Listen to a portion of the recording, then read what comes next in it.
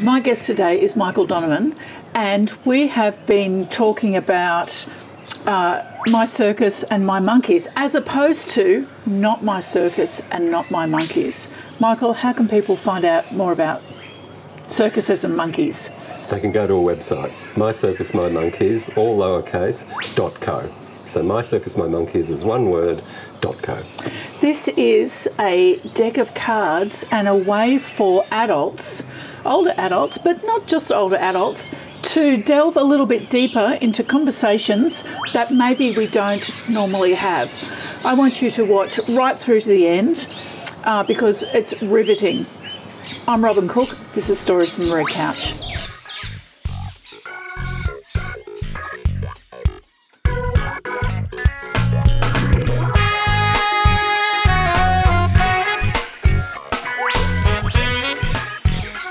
We're all familiar with the phrase, not my circus, not my monkeys, but you've challenged us to think about it differently.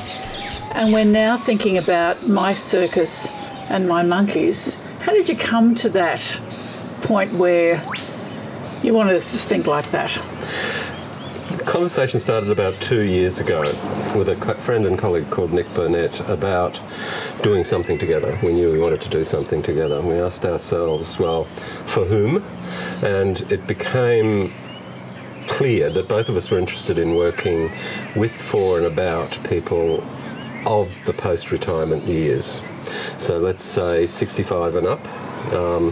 And to produce something that was originally, there were a plethora of ideas, but finally it boiled down to a card set, the notion of productive conversations for people in that age bracket where certain topics are tricky and difficult. So contra the notion, not my circus, not my monkeys, which means, butt out, it's not your business, or it's not my business. We came up with a phrase, we reversed it, my circus, this is my business, this is my matter, this is my topic, this is my issue, and I'm going to lay it on the table, literally. Yeah. So these are topics like death and dying, like loss, like legacy was one that emerged from the research.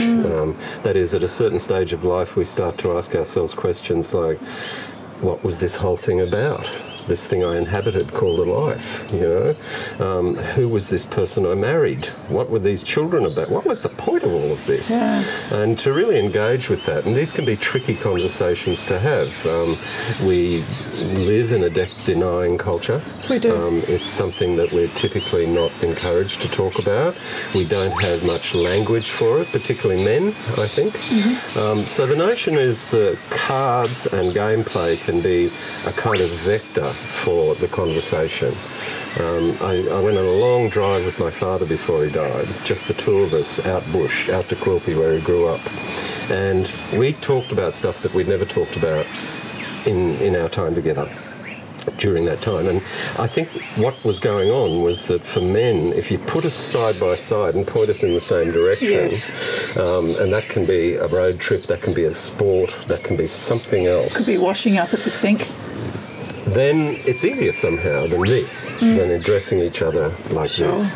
And so My Circus, My Monkeys is about owning the difficulties of getting older and also the positivity. So intimacy in relationships is another one, Yeah.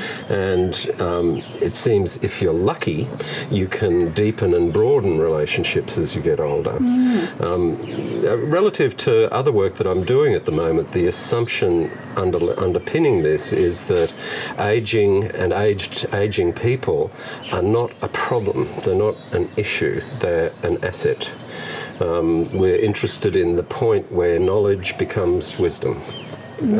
What is it to say that somebody is wise? It's something we usually associate with age, and there's reasons for that.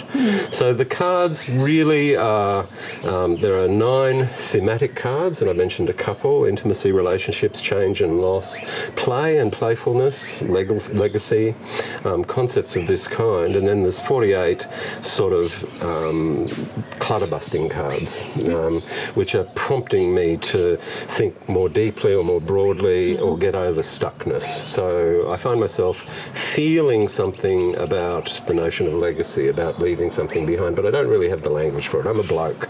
I haven't been socialised into the language of emotion, the language of thought sense, felt sense. So I flip one of these sort of wild cards, and it'll say, you know, your favourite city. Or whatever, and that might be Athens. So the notion of Athens comes to mind, and it may or may not help me address this question that I'm finding stuckness in, that I'm finding myself stuck in. Okay. So it should be fun. In fact, we've been sort of dicing with the idea of drinking games associated with this. So, you know, a truth and dare. And anecdotally, people have reported that they see some utility in these cards, and that proposition of having a vector for a conversation, having some sort of framework for a conversation that's imaginative and kind of light, albeit serious, with people outside that target demographic, outside 65 plus. So teenagers, anybody going through a transition. Well, that's what I was wondering, if it is transferable to other age groups. So it seems. Yeah. I mean, we've just gone to market with this, so I'll report in due course. But certainly my experience personally of playing with the cards myself, playing with another person or playing with them in groups, so these are the three modes for engaging with the cards, that it is like that. It turns into fun. It turns into something, because you're sort of within the bounds of gameplay, something that's sort of okay to discuss. You know, even if I'm actually revealing something. Well, that's what I was wondering too. Am I going to say something about myself, or will the game force me to admit to something that maybe I'm not ready to even admit to myself?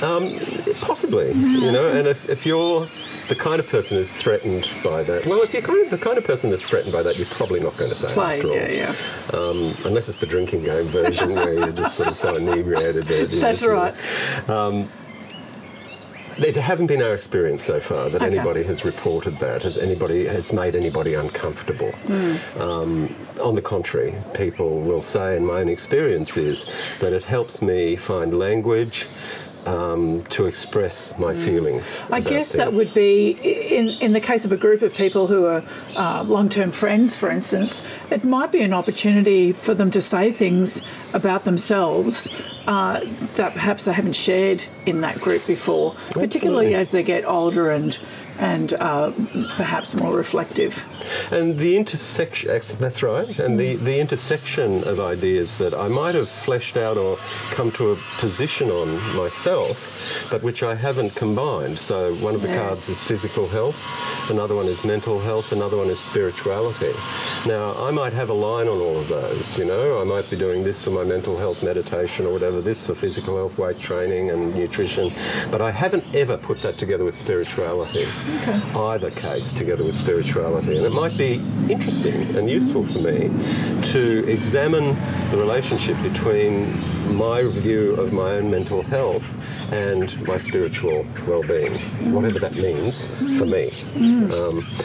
How that adds up to the notion of legacy, another one of the cards, which is making sense in review of what a life is, what relationships are, what I've left behind. This is a very, very common phenomenon amongst people in that age bracket, but it turns out that young people worried about climate change are actually also worried about what they're leaving behind for their children as well, across generations. How did you come up with the topics, the subjects? Lots and lots of research. Lots and lots of secondary research. So what's out there, what people are talking about in social media, etc. But probably more important, primary research.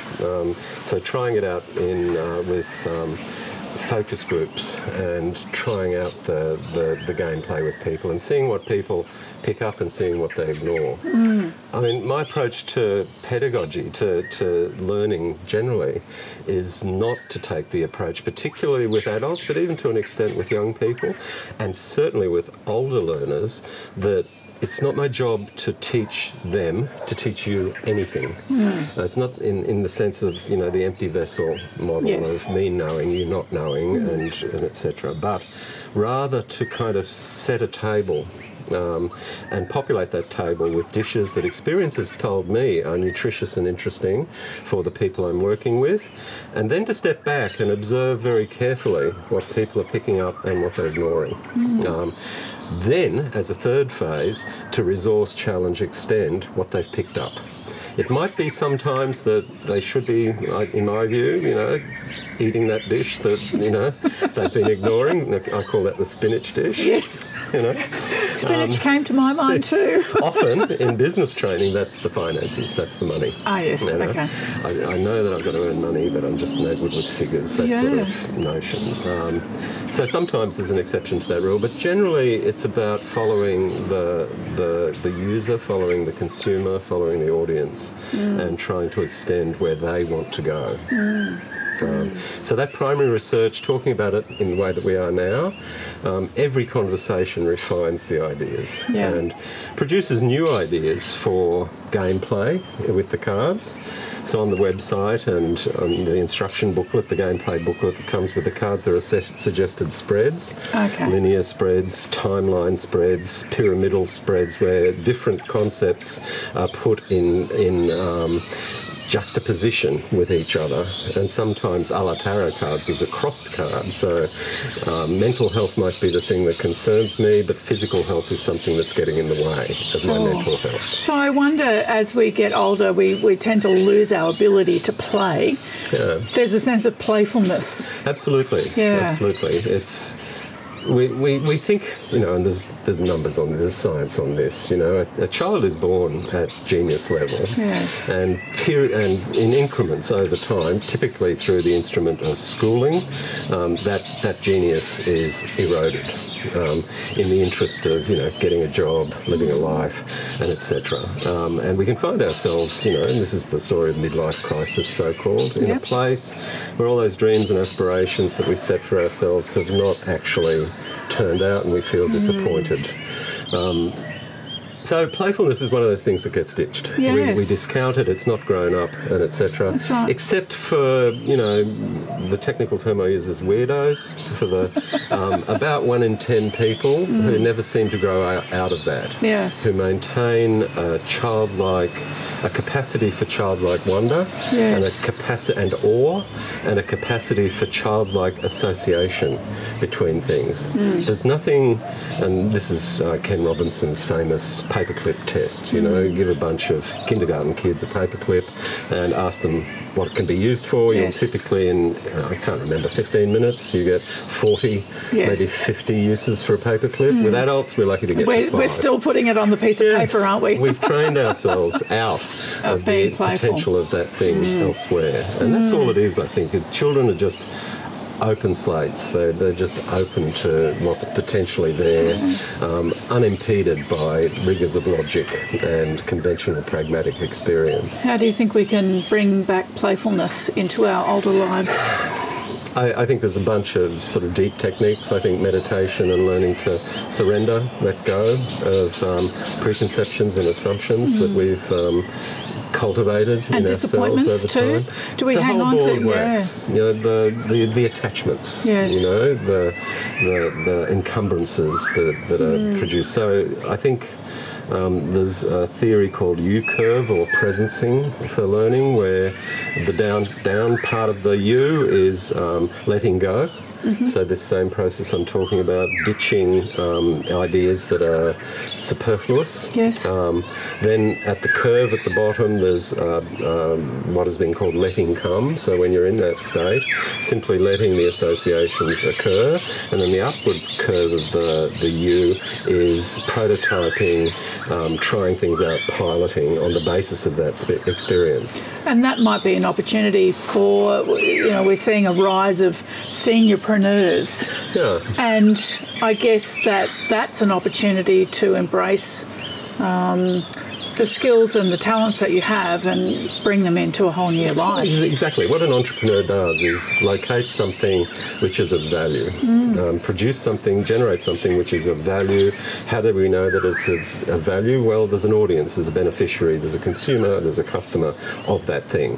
What is the nature of that value that that person appreciates, and etc. A 65-year-old person in Kaufman Institute in the United States now estimates that about 26% of startups in the US come from people in this age bracket, which is significant. It's almost a tangential curve. The bottom end, 35 and younger, is dropping away relative to that.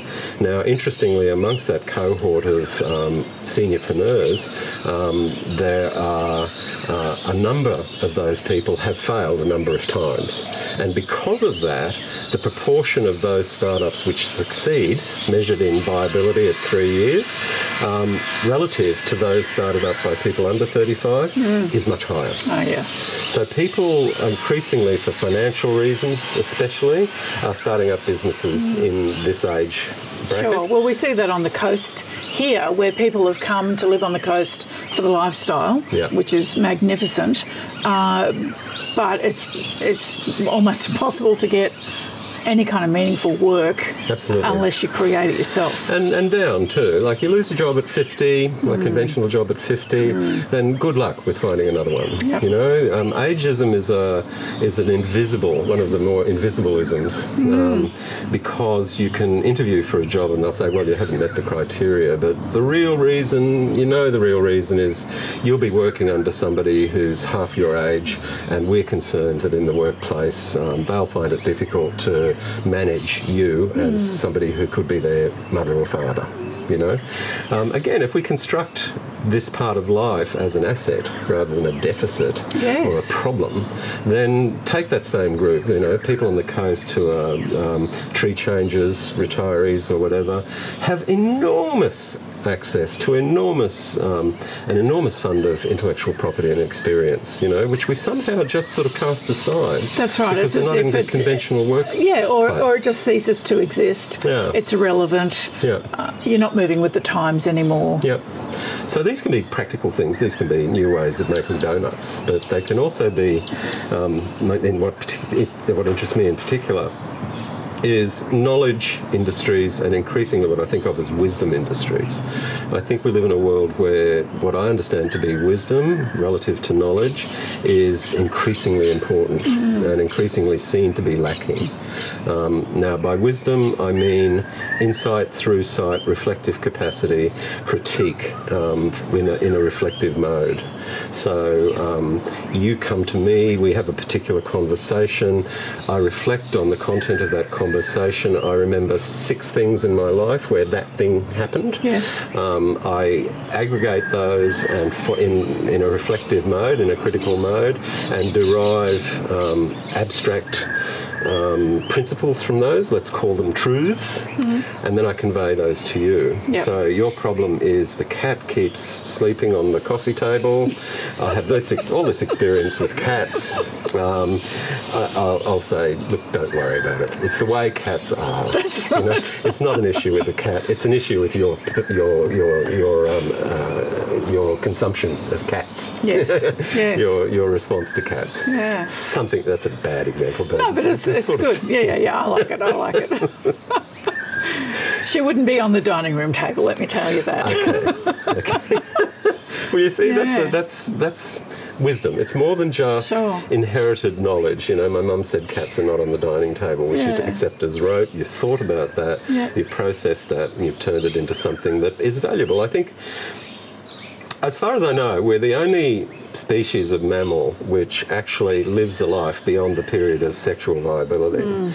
So why is that? We live, most mammals, once they've reproduced, like in terms of evolution, their job is done. That's right. They drop off the twig. Yes, but we live don't. another life after that. That's right. Now, one theory is that, our young are so vulnerable for so long that makes sense and that we select evolutionarily for another pair of blood-related hands looking after the young. But another one is that the storytelling, which typically comes with this turf, and the myth-making that attends to that, there's a spiritual dimension often, tend to be the province of that age group. Yes. That we select because we're social animals for deeper knowledge of that kind, which is then conveyed to the younger generations to make sense of things. So it's beyond just don't eat the red berries, you'll be poisoned, because I tried it once and I was poisoned. That's knowledge transfer. Yes, sure. But the god of berries is looking down on us, and you are removing the pixie's food or something. I create a story around that. That story is then common property in the tribal group. Yes. It becomes a truth which can be passed down orally. We see that through virtually every religion or belief system or culture on earth, don't we? Yeah. That type of storytelling. I think the function of wisdom is to understand, to aggregate the little stories into a big story. So religious stories are typically big stories. You know, the typhoon happened because the gods were angry, or I fell in love because the gods willed it, or some such. And that's not necessarily always the case, but it's compelling. Yeah. We're wired for that because we're social animals. So, Michael, I reckon we could probably talk for hours, and I know that we have in the past and we will again in the future, but where can people find these cards and get some more background on this? Well, you can go to mycircusmymonkeys.co.co. Okay. So My Circus My Monkeys is one word, lowercase, .co. Fantastic. All the details are there, and you can order online. Yeah, and I fell into Michael's marketing trap earlier when I said, I think I might get a set as Christmas presents this year. It was exactly the right thing. And I said exactly what he wanted me to say. It was astonishing. Yes. Yeah, and it's just at the right price point too for Christmas presents. I know, that's so funny. And the nice thing is you can offer it as a Christmas present, and then at lunch or Boxing Day, whenever you do presents, you can actually sit down with the cards and have a game. Yeah, I love that. My guest today was Michael Doneman. I'm Robin Cook. I'll see you next week.